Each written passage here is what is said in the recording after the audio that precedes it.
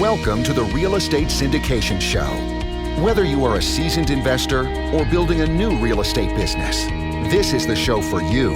Whitney Sewell talks to top experts in the business. Our goal is to help you master real estate syndication. And now your host, Whitney Sewell. This is your daily real estate syndication show. I'm your host, Whitney Sewell. Today, our guest is Jack Bosch. Thanks for being on the show again, Jack. Thank you for having me. I'm excited to be here. Good. I'm honored to have you back on the show. And a little about Jack. He's an immigrant from Germany who came to the U.S. with pretty much nothing. But within a matter of 6 years from arriving in the U.S. and 18 months from getting into real estate, he and his wife, Michelle, built a system and process that made them 7 and then 8 figures. Now they flip lots and land by purchasing them for literally pennies on the dollar and flipping them for the same or better profits than houses. So Jack, I look forward to getting into that a little more and you just telling us a little more about what you do and what else that's helped you all to do and seeing just the long game and long picture or, keeping that in mind and what that's done for you all. But give the listeners a little more about, yourself and then let's dive into land flipping a little bit and what that's helped you all to accomplish. All right, absolutely. Yeah, land flipping, and then how we use the money we make there, we use it actually for syndications ourselves and use it to invest in multifamily too. So a little bit background, as you can tell from my accent, as you mentioned, I'm originally an immigrant. I'm from Germany. Came here about 23 years ago, going on 24 years ago. I still can't seem to get rid of my accent, but neither can Arnold, right? So Arnold Schwarzenegger still has a worse accent than I have, and I guess he could become governor with that. So there's hope. And I came over here just literally for a 1-year exchange program to finish my college degree. Fell in love with the country, fell in love with a girl who is now my wife of 18 years. And we're married. We work this business together. We do everything together. We're 24/7 together. I know it's weird, but we love it. Have a 12-year-old daughter and have been in real estate since 2002. But as you said, build up this weird niche of land flipping. So the funny thing is at our heart, we're cash flow investors. Well, we picked land flipping because we needed to and we identified real estate, but at the time, everything was too complicated for us because we didn't know anything about real estate. So we picked land flipping, which by the way, is the exact same as house flipping, just without the hassle of the houses. So and much less competition, almost no competition. So we picked land flipping, or we stumbled into land flipping because it just worked without having to know that much about real estate. And through the process of flipping, first a few deals, then more deals, then hundreds of deals, and now we're up to over 4,000 deals. We learned a whole lot about real estate. We learned the terminology of real estate. We were able to pay off our debt. We were able to get ahead. We were able to start living the dream. And we started also realizing that there's a cash flow path on real estate, on land flipping, because a lot of syndicators, a lot of people go again into multifamily because they want the stable cash flow. Well, we figured out how to make that stable cash flow work in land flipping by actually selling a lot of our properties with what's called seller financing, basically allowing the buyers to give us a down payment and they make monthly payments. And we built that up to a very, very high 5-figure cash flow per month. So almost a 6-figure cash flow per month over the years. And then we're able to remove that money that we make from that. And actually, as we're looking to potentially retire sometime down the road from land flipping, I think I'm going to do it for another 10 or 20 years, right? But because it's fun, but we're moving some of the cash over into other cash flow sources and the cash flow from land flipping into other cash flow sources. And that's our object of choice is multifamily properties that we can just either optimize, again, flip after 5 years, but then ultimately just invest our own money and keep those things for like the next 30 or 50 years. Wow. So, I want to get into that a little more. I wanted to back up and I wanted to know maybe a couple things that helped you to establish this kind of business. Coming to the country with, pretty much nothing is what your bio says, pretty much nothing. What was it? Now you all have established an amazing business and have been very successful, but, what were a couple of key components there that helped you all to stay on track and to stay motivated and to be able to build a business like this? Yeah. So Good question. So what enabled us to stay on track was hard to kind of strange to say, but pure pain. So I don't know if it comes across wrong, but a lot of the people, we now teach this too, the land flipping. So we have students come to us, we have conversations. And the common theme that I hear again and again and again, which is still to this day shocking to me, is that even people with high income live a life, or particularly often people with high income, or really throughout all the incomes, they live a life of kind of like of comfortable misery. So what I mean by that is that their paycheck that they're getting through whatever they're doing is high enough to make them comfortable, and comfort is the worst place you can be if you want to create something new.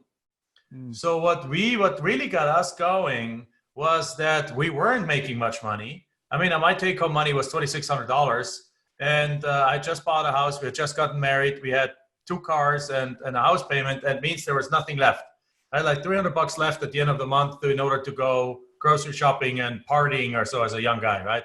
So there was nothing, literally almost nothing left. So what got us going was the pain of not being happy in the job, not being happy with the role that I had, not being happy about not being able to quit my job because I was in a green card process where if I would have quit my job, I would have had 60 days to leave the country or find another job, because if you don't find another job that sponsors that visa again, you have to leave the country. The pain of not making much money. And what we did is what got us going is that staying where we were was just not an option. Right? It became so painful that every time you look over your shoulder, it's like, is that what I want to do for the next 20 years? You're like, heck no. Let me do something else. Even though we were comfortable in the sense that our bills were paid, our things were paid, we almost artificially start focusing on the negative in our lives, in our outside lives. But then is the thing, a lot of people focus on the negative, but only complain. I think the difference is we focus on the negatives in order to make it the fuel to propel us forward. And that's really one of the things that kept us going. Every time we were like, this didn't work out. And it's like, yeah, but that means we have to be stuck in this. No, let's try something else. And then we just stumbled into land flipping because it was the simplest version out there. There was nobody doing it. There was no competition. The first piece of land we bought for $400 and sold it for $4,000. The next piece, we bought pieces of land for $1,800 and sold them for $86,000. Right now, we just bought a deal for 32 properties for $32,000 each, but they're worth $150,000 each.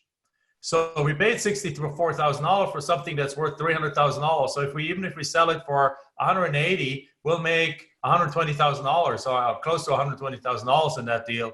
And then all this cash flow, when we started selling them with seller financing, that started building up, and very soon we were rolling. And a deal would happen every 2 weeks or so. We did 63 deals in the first year, so that really is less than a deal a week, or more than a deal a week. You don't need much more motivation at that point, because you start just seeing ka-ching coming in left and right, and you're just like, when can I quit this thing, right? Right. And I was able to quit it when I got the green card, which happened to be just about 4 months after, about half a year after we started this business. I love how you're talking about, focusing on that pain. So it keeps you motivated, it keeps you driven, right? Yeah. I mean, instead of focusing on the comfort. What's that? It's not a long-term motivator, pain, but it's a very good short-term motivator. What was there? Did you have some training or a mentor or coach or anybody like that? Or did you have to sell your house or do anything like that? Or is it like you figured out you could do this land flipping and you all were able to make it happen?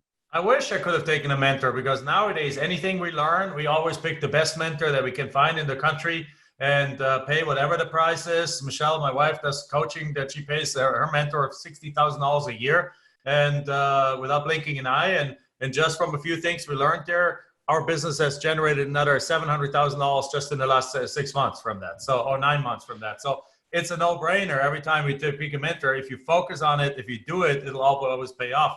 Unfortunately, there was no mentors around back then, right? There was nobody doing land flipping. There's a few people around the country doing that. Everyone's sticking to their own.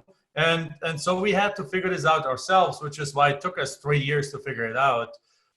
So we didn't have a mentor, we didn't have a thing to do it. But the nice part about it is that because when you send out direct mail with our method, your response rates are about 10 to 20x higher than they are in the houses. So we're getting between a 4 and a 15% response rate on a simple letter that we send out. Now, it's a well-tweaked letter, it's a well-tested letter, but it's a simple letter nonetheless. And so we're getting, let's say, 4 to 15% average return on these things, depending on the area and price range. So you don't need to spend a fortune on marketing in order to be able to get some deals. And as I said, the first deal only cost us $400.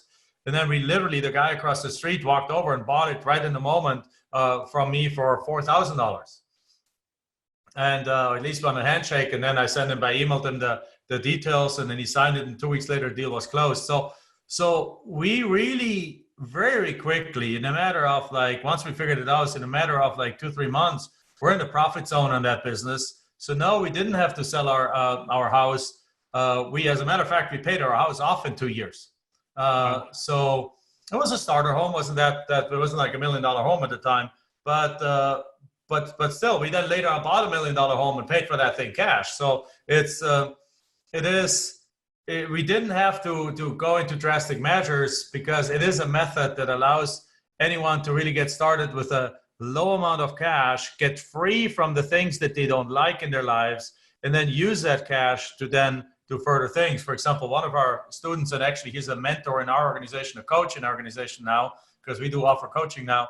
Obviously, he's in his third year doing this business, and just in the second year, he made $800,000 in this business. And his third year right now, he's tripling that one more time and is on track to do 300 deals a year and probably make about $3 million.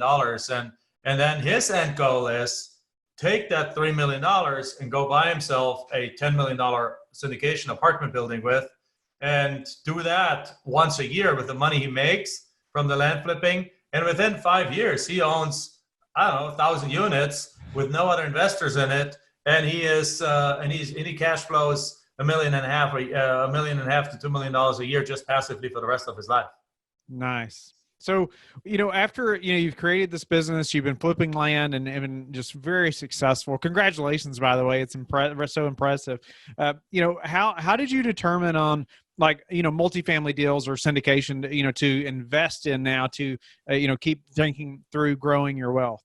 Yeah. So it didn't come there. We didn't do the direct jump. I wish we had done the direct jump, but I'm actually glad also on one hand we didn't, because we, again, even after having done like 2,500 deals at a time, 2007 came around and our market switched a little bit. That means that we were doing business one way for the land flipping, but then the market switched a little bit. So we had to change the way we did business. We used to do a lot of land auctions where we sold a lot of pieces of land at land auctions. But then 2007 and 2008, that market went away and we had to reinvent ourselves. And we started selling these properties online, these land flips online.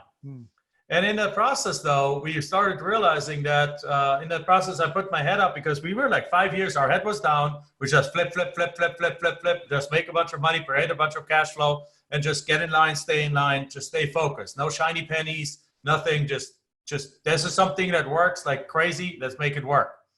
So we then looked around and we realized that our business continues working.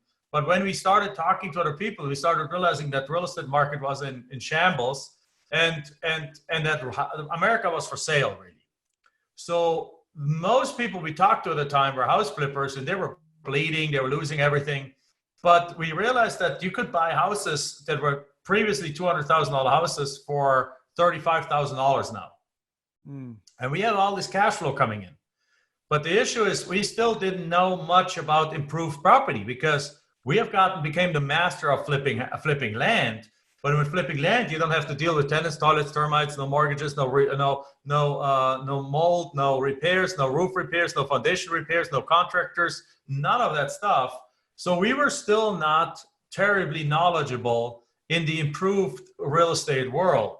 So we decided to, with America being on sale, to dip our toes in the water, but dip our toes in the water with something that to us had absolutely no risk of losing money, which is buy a $200,000 house for $35,000 and that house rents for $800. Just does.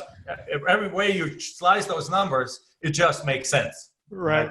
So we're like, okay, let's go in. And we started buying as many houses as we could afford. We bought a total of 40 something houses, almost 50 houses, all cash, no mortgages. We just paid for them.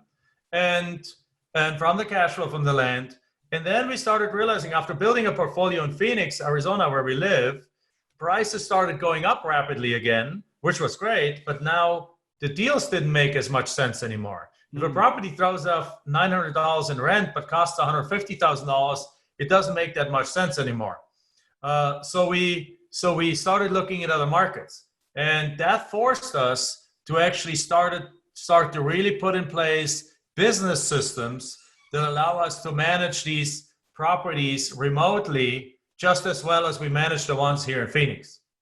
And once we got confident, so we built a portfolio of houses in Cleveland, Ohio, and a portfolio of houses in Omaha, Nebraska. And basically after that experience of having now 3 sets of portfolios that are all doing really well without us ever going to visit them. As a matter of fact, I haven't been to Cleveland for like probably 3 years. And so I haven't seen any of these lots, any of these houses. But they spit out cash flow. They're doing really well. Same with Omaha. We realized that we don't have to be afraid of it. Now, first of all, we learned what it costs to rehab a kitchen, how to work with contractors, how to manage something remotely, how to property manage, how to provide.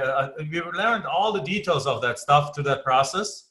But then we said, like, you know what? In order to get to the number that we want to get, we can keep buying them onesies by onesies, or we can do a step up and we can go buy the bigger apartment complexes, which actually come again with less hassles than the small single families.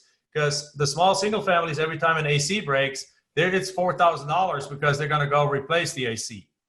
On a multifamily, you have a property management company, as you know, that has a full-time manager in place and a full-time air-conditioned certified maintenance guy in there, and he's going to fix that air condition, and it's going to cost $150 instead of a $4,000 replacement unit.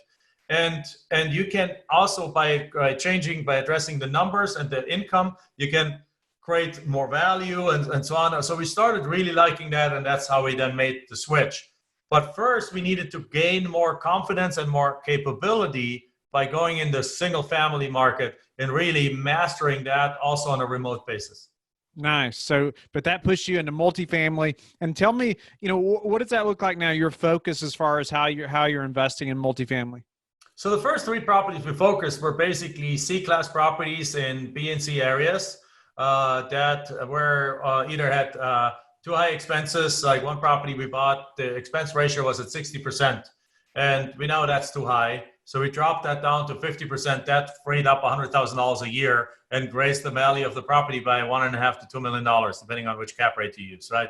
The other ones are some that we needed some more like upgrades, a little bit more upgrades. All of them had some value add to upgrades and rent bumps in there. And then we do a lot of community creation by doing events for the community. Or in one of our properties, we offer free tutoring for the kids in the school in the property through a nearby college student that needs some extra credits. So now the family attracts the families that value education that tends to be the families that have better income anyway, and it's a great situation. Plus the kids are under supervision in the afternoon; they don't go around the property vandalizing stuff or doing stuff. So it's a good combination. But we're changing our approach right now. We actually want to do we're looking for properties which are basically, the easiest description is the ugly duckling in an A or B area. Sure. So if we can find the ugly duckling in an A or B area, we're screaming hallelujah. It means we're ready to do higher. Again, it's a learning process where now we've done some significant rehabs and significant improvement CapEx projects, and some of them we're now ready to step it up. And if we need to do some larger CapEx projects, we're ready for it, because the area to bring the property up to the standard of the area. Are you investing mostly passively with other operators, or are you all operating those multifamily deals as well? No, we're only active. We don't have any passive money with any other operators. We analyze the deals, we underwrite the deal, we find the deal, analyze, underwrite the deal, we qualify for them. We have now the deals that we have where we have got a deal approved with Freddie Mac, one of Fannie Mae, so we have the Freddie and Fannie papers. We have the net worth to qualify for significant size deals.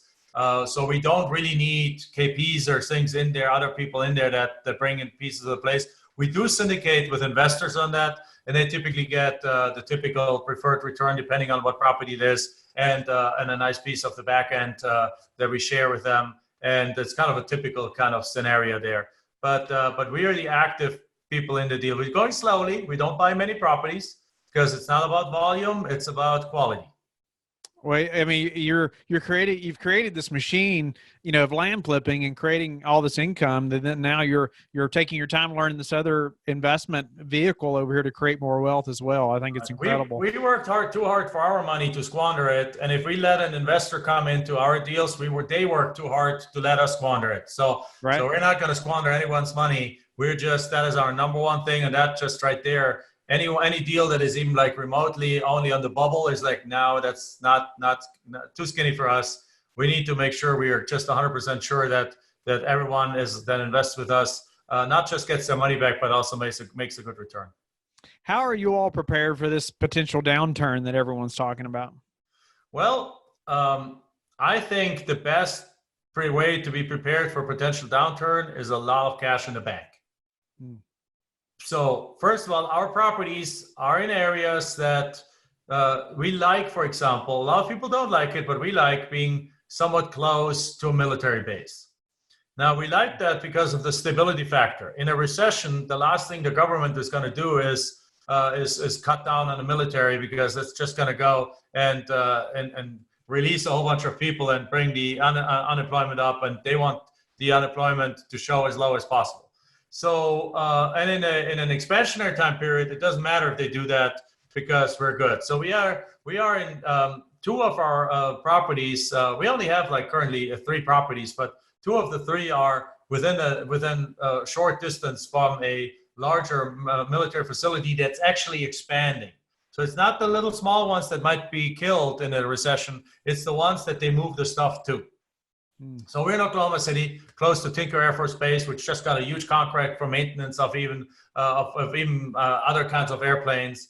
We're in Fayetteville, North Carolina, where there's a big, huge, one of the largest, Fort Bragg, the largest military facility, I think, in the world, and so on. So, but then also that gives us a little bit of a buffer, because if there's a downturn, still they're going to keep all the employment, which buffers us a little bit. And then secondly, we underwrite our property such. It's at the end of the day, it comes out down to how do you buy these properties. And if you buy them right, then you are not speculating on a whole bunch of rent growth. So I cringe when I see people that buy properties in some A markets, and I won't mention which markets, with an expectation of a continuous 3 to 5% rent increase over the next 5 years. And that's a really important basis for their investment in the first place. I cringe. What we do is we expect a 0 to 1% rent increase on our properties. We only buy some where the rents are here. So all we need to do, if we can get the rents up to the current market, then we are doing really well. Any future rent increases is a bonus. So therefore, just our underwriting protects us from that some more, because we just don't want to be in the future. I don't know what the future brings. I mean, look at that. Look at the downturn. Look at the coronavirus. Look at other stuff. It's not expected to affect the rental rates, because if it's a temporary thing, which everyone expects, then people are going to hold on to the employees to the temporary move. But it's a black swan event that nobody could possibly have predicted anywhere, and it's affecting the world. So all we need to do is we just keep our rental rates steady during that time period. And then once in the worst case scenario is that we reach our final financial goal, our 5-year goal, perhaps half a year later, right? And I think every one of our investors will be very happy with that still. Right. No, I appreciate you elaborating on that. That's an incredible answer. And, Jack, I know you and Michelle, the machine you all have built with the land flipping, and I know you all have to be really good at building teams and processes and things like that. But I'd love to know a way that you all have recently improved your business that we could apply to ours. Right. So one of the things is is that we follow the management principle there's a book and I'm looking at it right there. It's called Turn the Ship Around. And I forgot, I can't see the name of the author right now from here. And I forgot there's another book covering a part of it, but it's a New York, it's a United States Navy officer that changed the way the least performing submarine in the Navy, within 1 year, it went to the best performing submarine in the Navy. And the way he did that, and the way we constantly do things, and the way I even this week, on the last few weeks, we worked on adding some changes and things to our coaching program in our educational business. And I hired a virtual assistant, additional virtual assistant for our land flipping business. The way we always do that is that at the end of the day, it's my goal in the company is to ideally never make a decision ever again, because I want everyone else to be able to have the knowledge, the training, and the comfortable and the capability and confidence to make those decisions, which really now frees me up. And that's a come and go. Sometimes it's like it runs beautifully, and then a new thing comes up, and everyone looks at me, and then I have to have the discipline to say, hey, you guys know where we're going. My number one job is to show the direction of the company. Here's the thing. Here's where we're going. And here's the culture of the company. And here's why we're doing this. And here's what we want, how we want to impact humanity with this. How we want to change people's lives with our trainings, with our home study courses, with our coaching.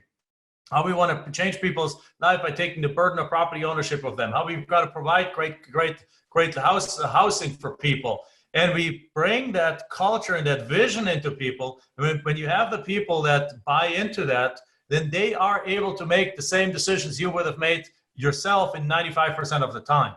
So if that's the case, why the heck do I need to make a decision? Love that. So I'm trying to teach my 5 and 6-year-old that right now. Well, they don't have the frontal lobe developed yet in order to be able to do that. So that's a different thing. So that'll come when they're 20s. But when you have a team and you have a great like class A player team, then the worst I think I could do is restrict them in what they want to do. Instead, we give them the parameters. We give them the outcome. We give them some rules and some guidance around it, and then we just tell them go do, and the outcomes are beautiful. Wow! Tell me a way that you're finding investors right now. Well, we have a lot of investors, a lot of people that follow us through our podcast, but also through mainly through our educational platform. When we teach our land flipping, there's a combination of people that again they may have very good income, but they're in that comfortable misery, and they're like, okay, I can invest with you and I get a cash flow, and that helps me get to the point of being able to quit. They're also using our land flipping method, bring it themselves, making 6 and 7 figure incomes, and as a result they apply some of that and invest with us. So a lot of it comes just to people knowing us and people being on our educational platform, but also it's just friends and family really. There's lots of people. I don't even tell anyone anymore. If I go to a get together, I ask people, and because honestly, we're at the point where we don't. Last time when we bought a deal we almost bought a deal, it fell apart in the last week of escrow because they found environmental contamination on the property, and this is just not what we want to purchase. And for that deal, we needed to raise $1.8 million. We basically sent 2 emails, and the money was raised. So we don't really expanding out there asking for money and things like that. People know. I think the end of the day, it comes down to who do you stand for? Who are you? And people can tell if somebody is somebody that's like Weasley and a weasel and thing and doesn't follow up on their stuff and doesn't do what they said they would do, or if somebody pays their investors even if you lose money yourself. In one of our deals, we had a rough start, rougher than expected. A couple of things went wrong. And we inserted $100,000 of our own money into the property in order to be able to continue to pay everyone and so on. So nice. People know that. So it raises their comfort level. So they're in for the next deal, and they also tell other people about it. And then that speaks volumes for sure. Yeah. How do you like to give back? So we give back in multiple ways.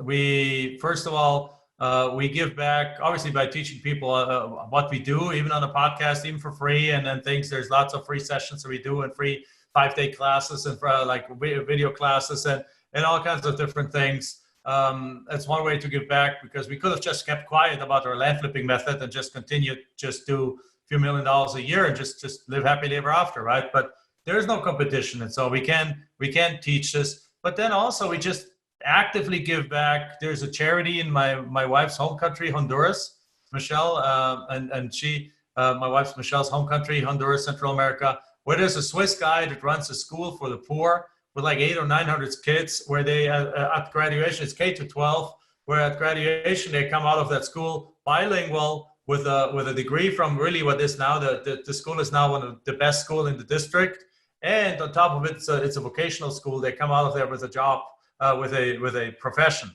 which literally takes them out of poverty, because I think Honduras is like the 135th most poor, like without the 160, 70 countries in the world, it's number 135 in poverty. So with like the US probably being number one, this is 135. So it's one of the probably 30, 40 poorest countries in the world. And so we just give cash, in other words. So we figured out, I will never be the guy running an orphanage. It's just, that's not what I'm made for, right? Yeah. But neither is Michelle. But what we can do is we're really good at, our superpower is perhaps is figuring different ways to create profits, to make money in a way that everyone is happy and everyone wins. So we double up on that so that guys like the guy from in Honduras, so that he can do his business better, so he can run his school better with parts of our donations. Wow. No, I appreciate you sharing that, Jack. Even if we're not the ones going to run the orphanage or whatever it may be, we can help give or help use our superpower like you're doing and help give in that way. That's incredible. And appreciate, you just sharing more about the land flipping business and your process to getting to even investing into multifamily. But tell the listeners how they can get in touch with you and learn more about you all and the land flipping business. Right. So the easiest way is to just go to the website, Land Profit Fun like having fun, F-U-N, Land Profit Fun, and there you can find a couple of free videos and things like that. And then also another way is we have a Facebook group, and the Facebook group is actually coming up a couple of weeks. We have another, like, I think it's another 3 or 5 day free class where we give you exactly the steps and create that momentum, get people to go, and it's completely free. And you can find out more about that in the Facebook group, Land Profit Generator Real Estate Group. So Land Profit Generator Real Estate Group. And then I have a podcast too. I mean, my podcast is the Forever Cash Life Real Estate Podcast. And because it's not just about land flipping, it's about all kinds of methods that create cash flow, and ideally cash flow for the rest of your life, like forever cash. Thank you for listening to the Real Estate Syndication Show, brought to you by LifeBridge Capital. LifeBridge Capital works with investors nationwide to invest in real estate, while also donating 50% of its profits to assist parents who are committing to adoption. LifeBridge Capital, making a difference, one investor and one child at a time. Connect online at www.lifebridgecapital.com for free material and videos to further your success.